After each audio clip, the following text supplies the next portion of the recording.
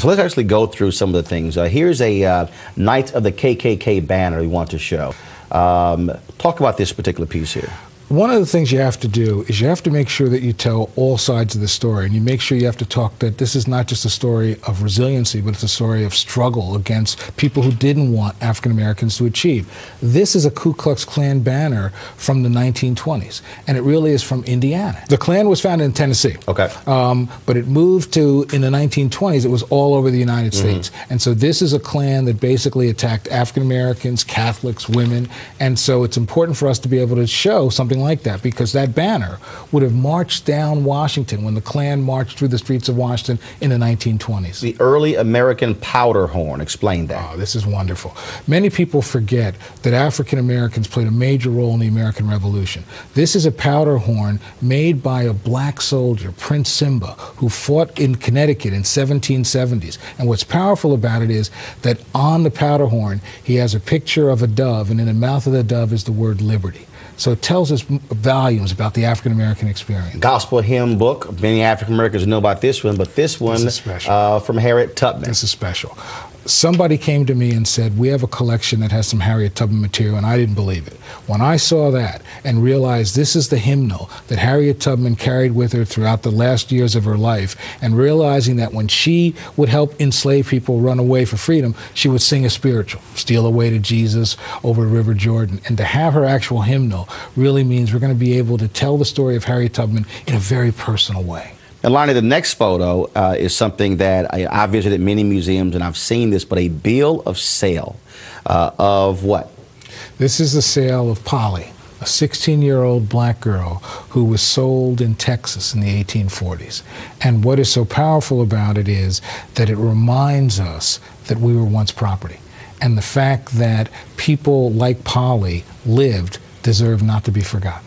You talked about that Harriet Tubman gospel hymn, and you said, look, I didn't think it was real. And so take me through that process of you having to validate, because surely, I mean, your phone is ringing off the hook with all kinds of folks saying, I have something to offer.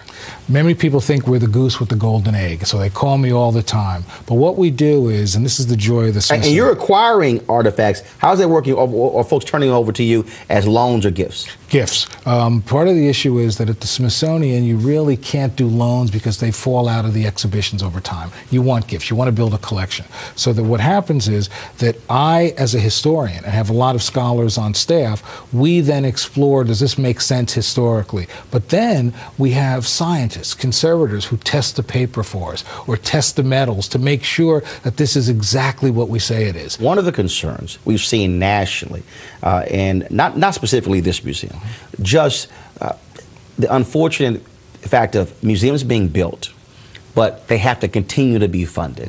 And so from a philanthropy standpoint, can you talk about nationally how that's impacting black museums when it comes to relying on corporate donors versus individual donors to sustain, frankly, our institutions? Right. I think the challenge is that for me at the Smithsonian, because we're part of the federal government, while we'll always do fundraising, we have a foundation that we can build on.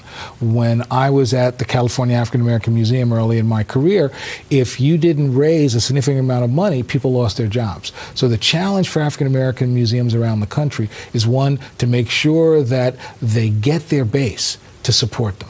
So individual gifts, not just relying on the corporate community, but then it is making sure that the corporate and foundation community, the local communities realize this is important, not just to African Americans, but to the city or the region itself. You talk about building that base. So somebody out there, they're watching and they're saying, you know what, sounds great, would love to go, but I really don't see the need. And I've spoken about this all across the country. I made the point that I don't care what you give.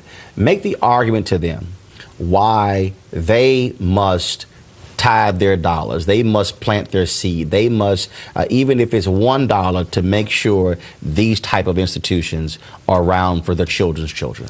There is nothing more powerful than a nation that remembers its history, remembers the people that have shaped us. When we look for inspiration, we're better to look than the African American community. And the fact that we take great sustenance and great pride from that history ought to be one of the reasons why we support it.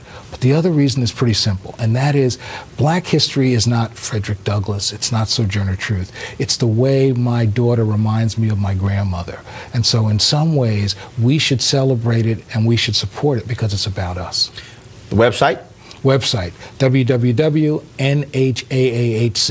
or you can just go to the Smithsonian.